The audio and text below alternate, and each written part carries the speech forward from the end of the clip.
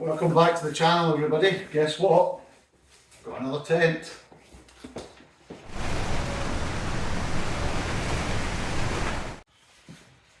So if you're a regular on my channel, you may recall that I did a wee video recently on MSR's new Tindheim tent and how they made a bit of a faux pas with the marketing in terms of putting the wrong dimensions on the website, which kind of undersold, in theory, the specs of this tent and the size of it.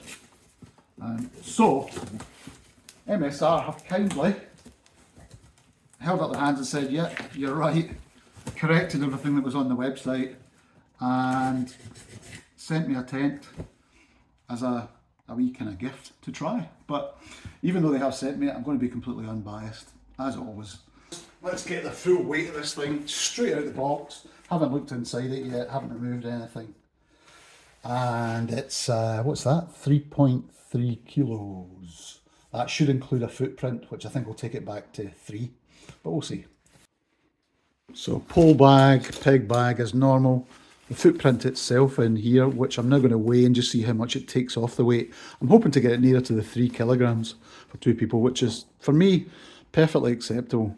Not so great if you're solo, but a lot of people will carry that. Footprint alone, oh, just under 400 grams. So actually, maybe the tent will be just under the 3K. Right, let's weigh it now without the footprint in it, keeping the poles, keeping the bags, keeping the pegs. And what are we at? Ah, right, that's not too bad actually. We're actually 2.9. So that's actually pretty bearable. It's fairly bulky, but I haven't really compressed it properly or separated out the poles. But being polyester, it's thicker, it is more bulky than compressing silk nylon, for instance. I suspect one of the ways I've saved a bit of money on this tent is they're not using DAC poles. I think it's just a kind of generic 7000 series aluminium, although the quality looks absolutely fine. And I'll count these in a minute as well, but a fairly chunky stake, quite long. It seems to be a curving Y section. I'm not sure if that follows the normal groundhogs or whatever. You can probably just see it there in the camera. I'll count these, but MSR, one of the criticisms I always have is they never give you the right number of pegs for the number of loops on the tent. So 14 of them in total. I think it might need 16, but we'll have a look. We'll get this thing up outside.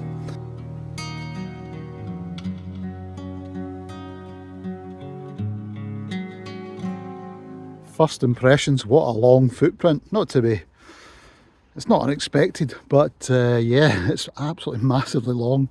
So I'm guessing this all the way to the end of the vestibule, all the way to the very tail end. And then this will actually act as a dry area inside the porch. Get these poles together now. So just 2 poles, I think identical lengths. Not colour coded in any way on the poles. I don't think you'll need it because they will be absolutely identical, so it doesn't matter. Simples is it's very much like the Hilleberg Namatch, so it has the same height all the way through, which I really like rather than a tapered tent. I think it just gives you a lot more usable space for long-term time. If you're tent bound or storm bound or whatever, much more comfortable place to spend time with 2 people.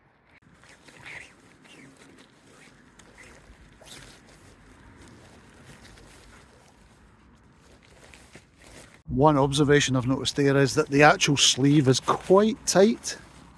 There's not an awful lot of play in this. So just be careful when you first thread it in that you don't just keep pushing, as you may tear through the sleeve. Okay, both poles threaded through. I'll go to the far end over here and just see, I presume they'll click into brass eyelets or whatever on the webbing. Yeah, that's exactly, so there's a choice of 2. I don't know if you can see that in the camera, choice of 2 brass eyelets there. I'll go for the inside one just now. So as soon as you pop these in their eyelets at this end, it actually takes a natural curve. The poles start to bend round. And then we should just pop them in at the same at the other end. There you go, let me just show you that. You can see they're pretty damn tight actually, even though this tension strap has not been pulled up yet. Not necessarily a bad thing.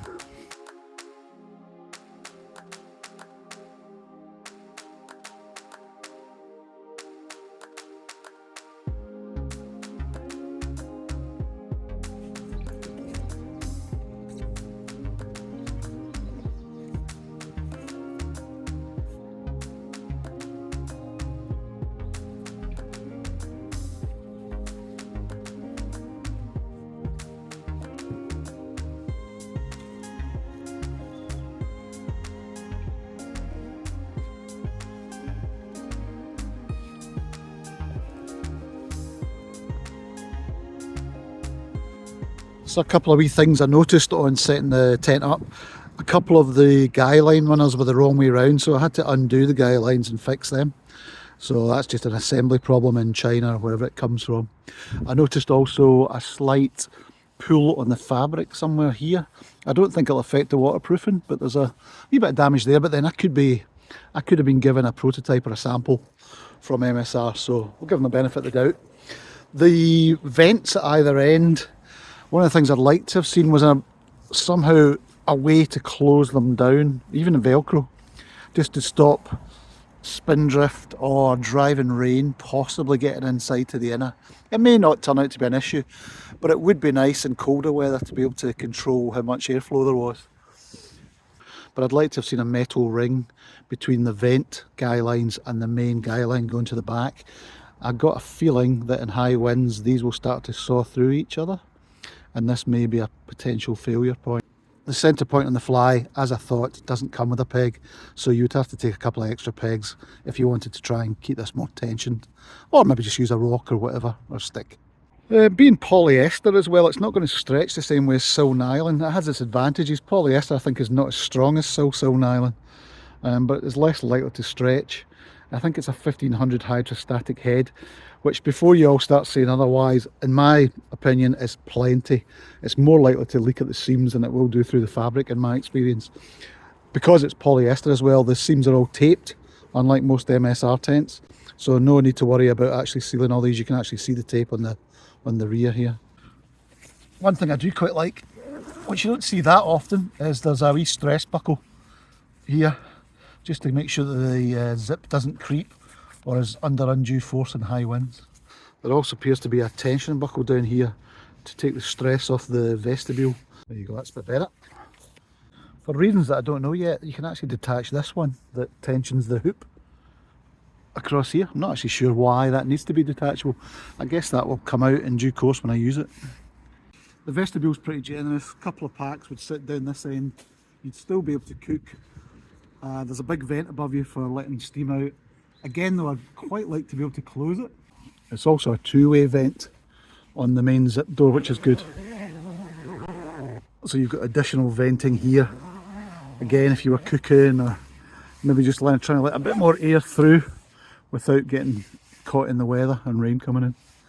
As you can see, it's typical that the inner is detachable with elastic connectors and toggles. So you can take the inner out, keep it dry when the fly sheet's wet for packing on your second day.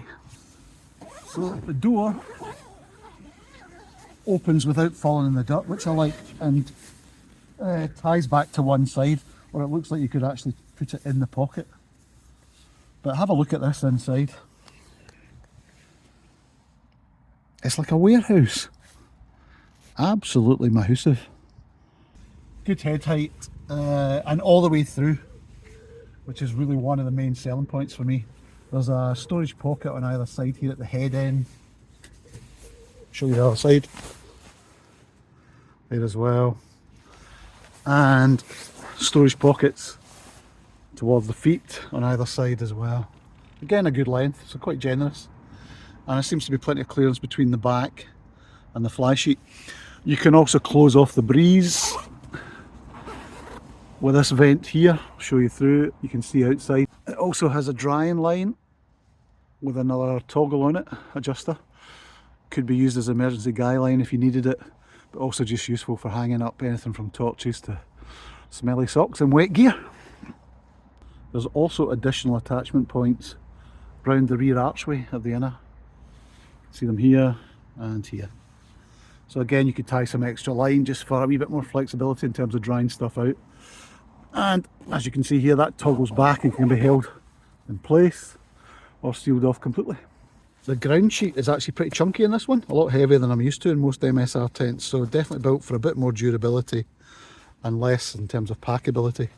And one taped seam running across them 2/3 of the way down here, which looks perfectly fine. It's all taped, and the bathtub is pretty high, probably about 4 to 5 inches. I'll put a couple of mats in and we'll just see about how wide this actually is. MSR, as you know, had a problem. They put the wrong dimensions up, somewhat misleading, and made it look like a much narrower tent as a result, but I know that it is wide and it certainly looks it.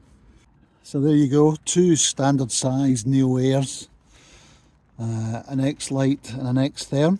The X-Therm's actually slightly larger than the X-Lite, but as you can see, generous amount of room, good foot room as well, so you shouldn't touch the inner with your feet, and they're more or less up to the head of the inner tent. But yeah, it is a veritable warehouse inside. In terms of venting inside, you've got a solid door, and you have an inner, or an outer I should say, mesh door panel on it, so you can tie that back, and you get very good through ventilation on it in conjunction with the rear end vent. So it should be good for a good variety of temperatures, from cold in the winter right through to the height of summer. Plenty of foot room, even with the sleeping bag on top of a decent mat. There's plenty of clearance and not too much chance of you having the inner touch the outer in high winds. So it all looks good, cavernous inside is what I'd say, and very useful with this full head height all the way through. So if you're looking for comfort, you're looking for more of a base tent or somewhere you're going to spend a lot of time, or it's gear intensive, seems like a very good option. There's the two normal mats tucked to one side. Now that's perfectly sleepable. You could get a dog, a child, or a bunch of packs and gear to the side of you and still be pretty comfortable. Right, okay, and just finally to put one of the elephant in the room to bed, the actual width of the inner in this two-man version is 139 centimetres. So not the 114 that you'll see on the hang tags. A couple of other things worth mentioning actually about this is I like the way the fly comes all the way down to the ground, so very Nordic style for European weather. The Force 10 Zenon tended to have a wee bit of a gap at the top, which gave me a wee bit of the fear for snowdrift. And the other good thing I like about this one is double guys on the pole arch on either side. I think it would also have been nicer maybe to have wire in the stiffener here. That way you could just bend it down or just change the shape of it to maybe reduce the airflow when things were getting a bit too cold. It does look like you can add a couple of extra guys to it just to tension the whole line, or maybe if you're just fighting a very strong wind you could run an extra guy line down just to make sure that this hoop doesn't move too far. It doesn't obviously have a TBS system like Force 10s or Vangos, so side on I'm not quite sure how we'll get on, but the poles seem chunky enough, and if I add an extra peg in here that should help.